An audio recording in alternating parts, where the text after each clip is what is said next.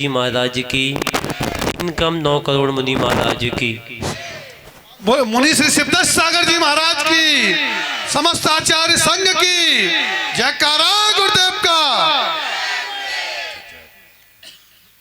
एक एक एक तीनों को जोड़ने पर 3 बनते हैं।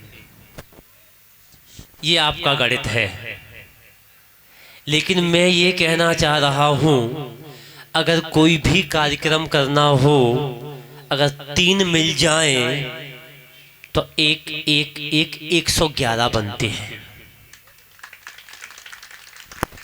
साधु का सानिध्य, प्रतिष्ठाचारी का सानिध्य और श्रावक का सानिध्य जब मिलता है तो 111 बनता है। इसलिए एक एक एक एकता में जुड़ने पर 111 बनता है। और ये आपका कार्यक्रम, मुझे वो दृश्य याद आ रहा है 2010 का,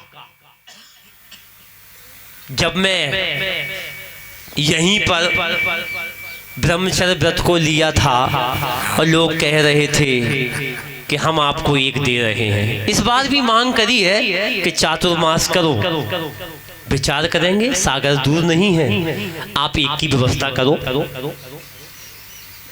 तैयारी करो, चिंता मत करो। अबागढ़ वालों की भक्ति इतनी है, इतनी है, इतनी है, उन्होंने कलशारोहण को रोक के रखा था कि जब तक महाराज नहीं आएंगे तब तक कार्यक्रम नहीं होगा।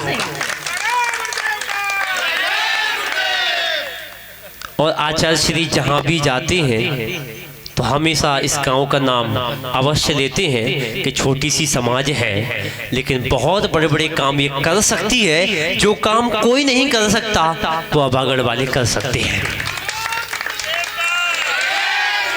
और समय अपनी गति से बढ़ रहा है। बस आप लोगों से यही कहना चाहूँगा कि अपनी एकता बना करके रखना।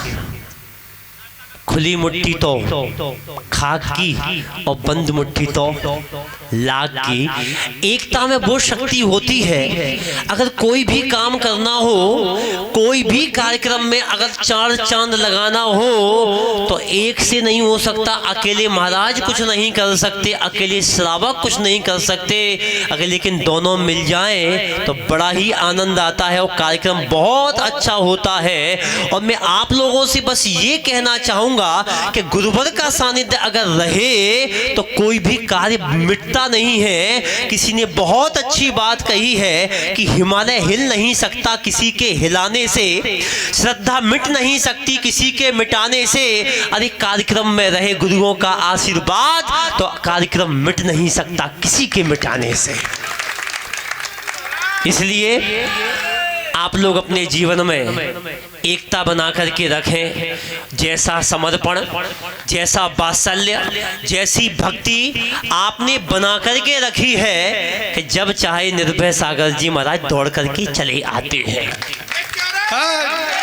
जय जय गुरुदेव। और मेरा मानना यह है, इस एरिया में अगर आचार्य भगवंत का सबसे ज्यादा अगर कोई बार बार प्रवेश हुआ है तो वो अबागढ़ ही है। सबसे ज्यादा बार यहाँ पर प्रवेश हुआ है और सबसे ज्यादा समय भी मिला है। चातुर्मास से लेकर के सारी वाचना कर ली। शीतकालीन वाचना बाकी थी तो अभी आ गए, ग्रीष्मकालीन वाचना थी तो कार्यक्रम में आ गए पंचकल्याणक में, और चातुर्मास कर लिया तो वर्षाकालीन हो गया। पूरी साल भर यहाँ अबागढ़ में निकाल दिया। आप लोगों से यही कहूंगा कि बड़े आनंद के बाद आपके राकेश भैया जी जो यहाँ के नाम से ही जाने जाते हैं, अलीगढ़, हाथरस और अबागढ़। उसके बाद अब ये नगरी आचार्य भगवंत के नाम से जानी जाती है। अगर मैंने उस दिन भी कहा था, अगर तुम्हारे यहाँ के नगर गौरव कोई है तो वो आचार्य भगवंत सिंह निर्भय सागर जी महाराज हैं।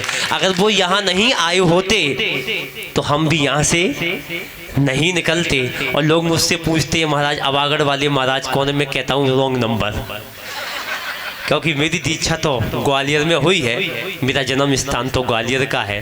फिर भी आप लोगों का वात्सल्य, आप लोगों का प्रेम ऐसा ही बना रहे। जब कभी भी आते हैं तो मैंने यहाँ प्रवेश में आकर के देखा, दुकानें बदल गई, मकान बदल गए, रहन सहन बदल गया और सारी चीजें बदल गईं, लेकिन महाराज के आने के बाद इनकी जो भक्ति है वो वैसी की वैसी है। बम्बई वाले बम्बई से दौड़ के आ गए, दिल्ली वाले दिल्ली से लौट के आ गए, हैदराबाद वाले हैदराबाद से आ गए, सिरसागंज वाले सिरसागंज से आ गए। जहाँ जहाँ यहाँ के लोग बाहर थे, महाराज के आने के बाद सारे एक हो गए। ये तो सबसे बड़ा चमत्कार है। जयकारा गुरुदेव का।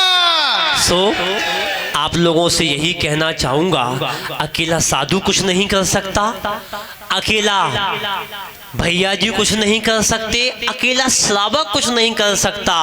लेकिन ध्यान रखना, तुम्हारा महिला मंडल मिल जाए, तुम्हारा पुरुष मंडल मिल जाए, तुम्हारा बालिका मंडल मिल जाए, तुम्हारा युवा मंडल मिल जाए और साधु का कमंडल मिल जाए, तो पूरे महामंडल का नक्शा बदल सकते हैं, पूरे देश का नक्शा बदल सकते हैं। इसलिए आप साधु से जुड़ करके रहें और साधु के साथ कार्यक्रम में बढ़ते रहें।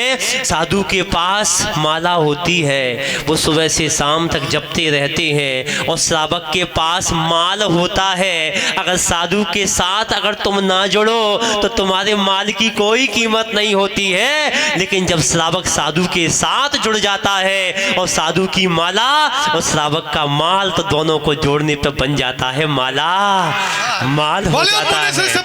इसलिए आप लोग अपने जीवन में अच्छे कार्य करें, ऐसे ही सारे काम करें। समय बहुत हो रहा है, ज़्यादा कुछ कहने की ज़रूरत नहीं है। जो कुछ मैं आपको दे रहा हूँ वो अच्छा लगे तो गुरु महाराज का समझ के रख लेना, और बुरा लगे तो मेरा बिका माल वापस कर देना। अपनी दुकान पर बिका माल भी वापस हो जाता है।